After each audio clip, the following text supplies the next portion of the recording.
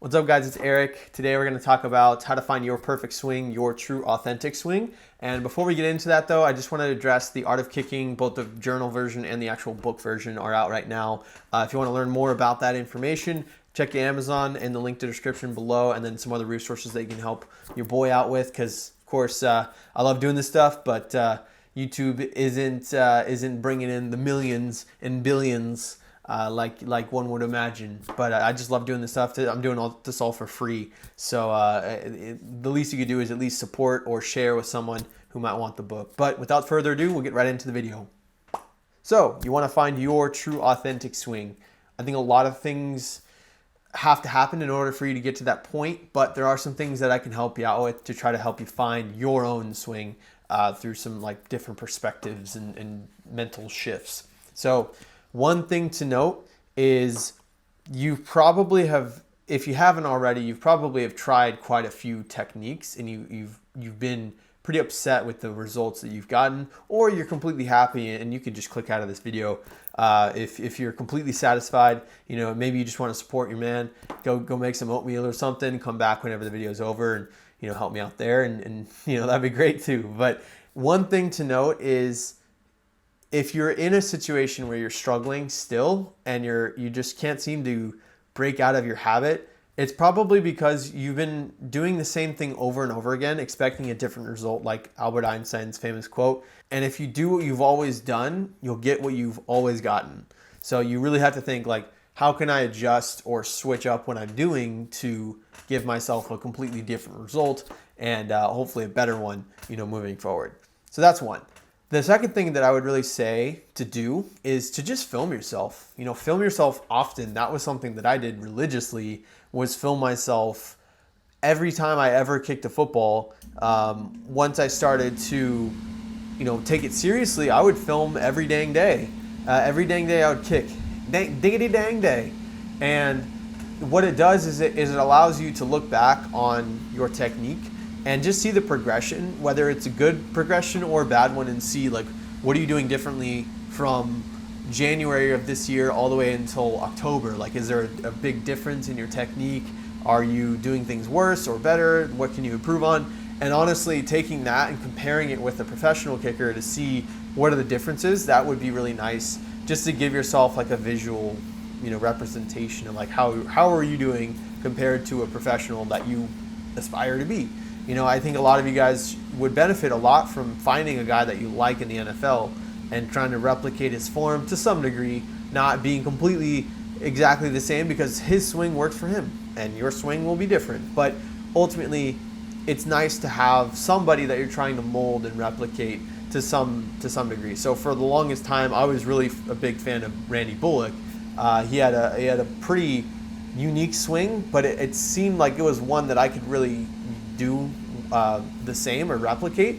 And for a long time, that was something that I did, is I was really focused on like the high counter arm deal and just really focusing on driving through the ball, and it worked out really well for a couple years. And then I started to do more of like a Jason Myers style, and I noticed even more of an improvement. And then I now do something in between like a Jason Myers, Justin Tucker, and even Randy Bullock style. But ultimately, what it comes down to is I found my authentic swing, one that works for me and me only, that I could tell other people how they could swing like me, but it wouldn't really work out the same way, because again, that's something that I feel comfortable with, and you guys will feel comfortable with a different style too. So I would never tell you to mold yourself to one specific technique and one technique only. Like, you have to find what works for you. But I would say you would have to find something that is going to reduce your injury. So for sure, one thing that I notice a lot of guys do is they crunch a lot, so definitely don't do that. But finding something that is effective on all kickers is a big one. So plant foot is one that I can think of that every kicker should do and should do effectively. If you're not hitting your plant spot in the right way, you know, good wide, deep plant, and you're not doing it consistently, and that's a big area that you know that you need to work on, like, you should honestly just focus all of your energy and attention on that, because your plant foot influences a lot of things. Same thing with your shoulders and your hips. So all of those things kind of combine. But I would say figuring out like what is your biggest common issue and what can you do to fix it or improve it. So in terms of finding your authentic swing, I think what you could try, and I've done this, and a lot of guys I talk to do this, is they just, some days they go out, they have like maybe one thought in their head of like what they're trying to improve, but they just let their brain just let go and just have fun and just try to not think about anything while they're kicking.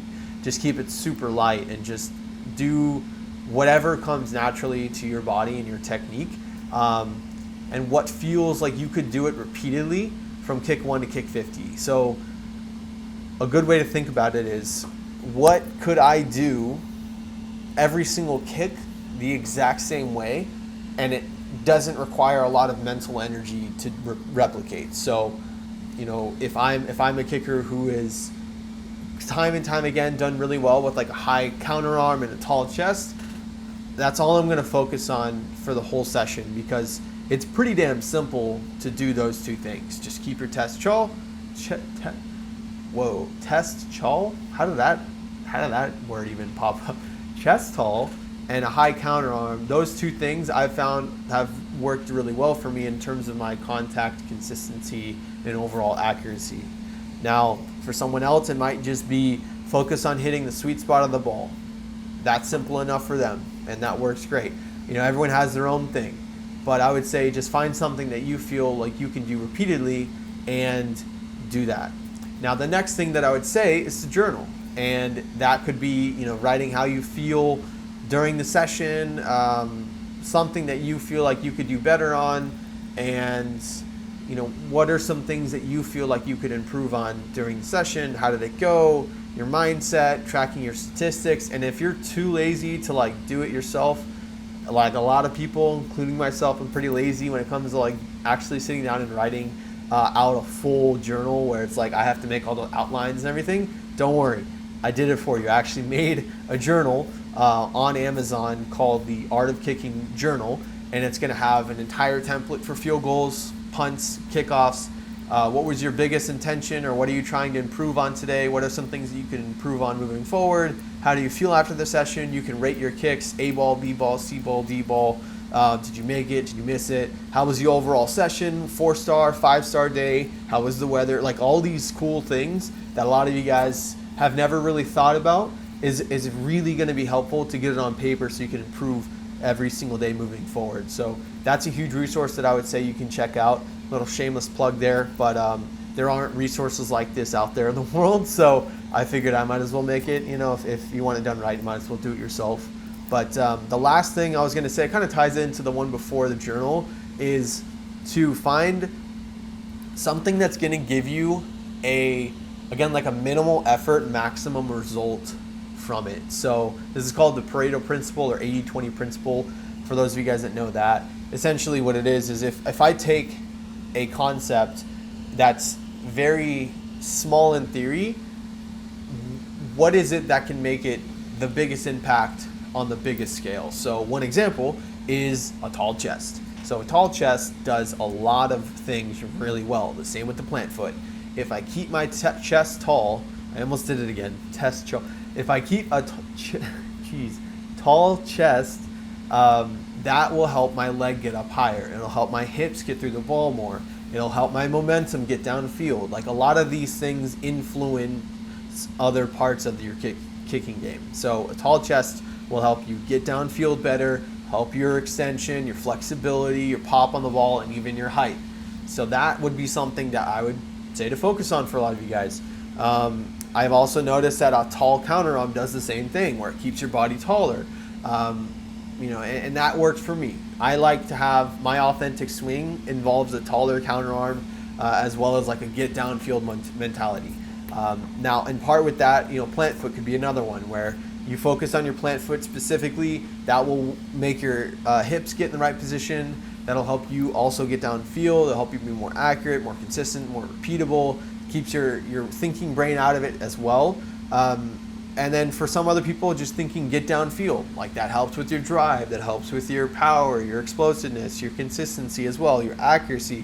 Like if you can mix just like two things together to make your authentic swing as simple and repeatable as possible, I promise you're going to have really good results versus thinking 5-6 things in a row all at the same time. Like, I bet you've had days where you go out and you think of like 5 things to do and your session sucks because you're trying to do all of these things and it's just screwing you.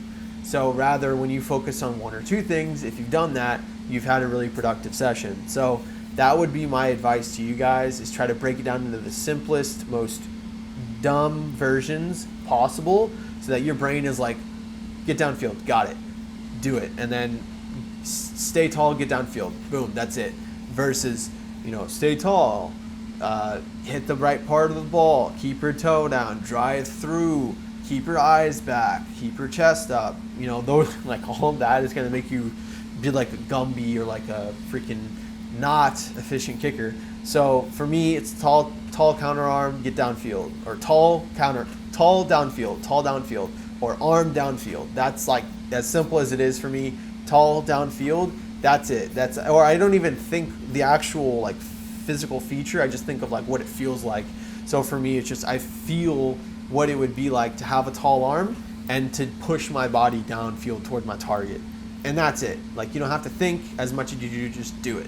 So that's my little rant for today. Again, if you guys haven't checked out the Art of Kicking already, I know a lot of you guys have supported me. We actually just hit #1 on the Kindle versions for football books for like teen and young adults. So I'm literally a best-selling author now. So that's just so mind-blowing to think about. So thank you guys so much. Right now, we're currently 1,900 on the Kindle rankings. So I thank you guys again for your support, and this is going to be, again, a book that's going to change like everything for you guys. So I really do appreciate the support, and I look forward to seeing you guys very soon. And again, hit me up in the description below. There's some other resources you guys can check out. But again, until next time, we'll see ya.